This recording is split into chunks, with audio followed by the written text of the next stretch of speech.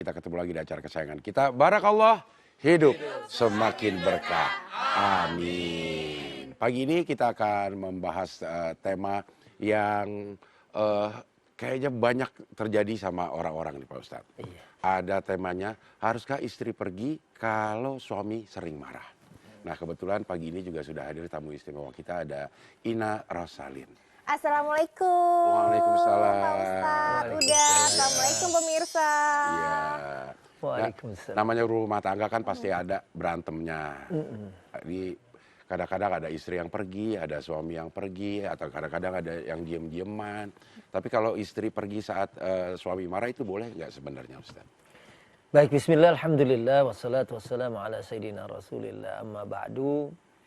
Ya memang kalau suami sering pergi memang harusnya memang suami sering pergi kalau dia cari uang ya. Kalau perginya karena marah, ya mungkin kalau cuma 1 jam 2 jam sih nggak jadi masalah ya. Mungkin dia cari hobinya. Mungkin ya kalau suami marah ada yang dia langsung keluar main futsal gitu, main pingpong kan boleh-boleh aja.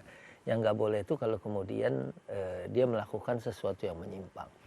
Dan ya, sekali lagi di sini at-tafahum artinya saling memahami gitu. Karena kita yang sudah lebih 30 tahun aja nih, kalau saya di sekarang ini kan 31 tahun itu aja. Kalau udah 50. Pernikahannya. Oh pernikahannya. Emas dong. Iya. 31 tahunan aja kadang-kadang ada hal-hal yang belum kita saling memahami gitu. Sebab kalau saling memahami ya kita insya Allah akan bisa menyelesaikan atau cari penyelesaian yang terbaik. Karena ada juga dulu saya pernah dapat orang gitu, seorang ibu, dia itu kalau marah dia ngeluarin mobil terus ngebut di tol. Lari sampai penuh, itu kan bahaya kan gitu. Buat dirinya nanti juga buat orang lain gitu. Iya.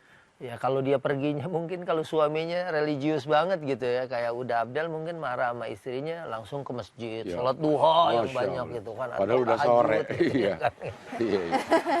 Iya. Oke. Tapi Pak Ustadz, kalau misalkan pasangannya salah satunya egois atau dua-duanya egois gitu, misalkan terus udah gitu entah suaminya yang pergi atau istrinya yang pergi gitu kan, entah main main pingpong atau arisan atau golf apa segala macam. Tapi pas lagi pulang-pulang ternyata masih tetap marahan juga. Nah itu gimana kalau dua-duanya egois? Iya, kalau batasan agama sih jangan sampai lebih dari 3 hari gitu ya. Apalagi kan ada ya tinggal serumah tapi nggak berasa serumah gitu ya. Tinggal bersama tapi tidak sejiwa gitu kan, kita ngeri juga nih kalau kejadiannya kayak gitu.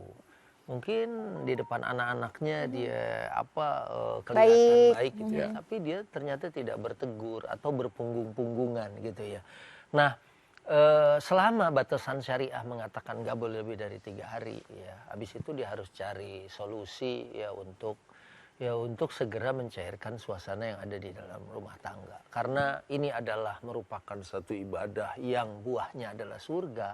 Pasti musuhnya itu, musuh abadi manusia, ingin sekali merusak rumah tangga. Kita tahu kan bahwa setan yang dapat reward paling luar biasa adalah kalau dia berhasil memecahkan hubungan harmonis menjadi hubungan yang berantakan. Nah oleh karena itu kita juga harus mencoba, wah jangan begini terus nih.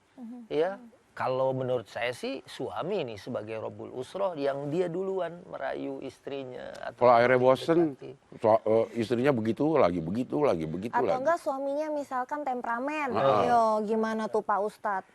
Ya memang kalau misalnya kita menghadapi kayak gitu ya ada air ada api gitu. Kalau misalnya dianya mungkin digambarkan kemarahan itu dengan api kalau bahasa agama kita apinya juga ya jadi kebakaran kan gitu ya.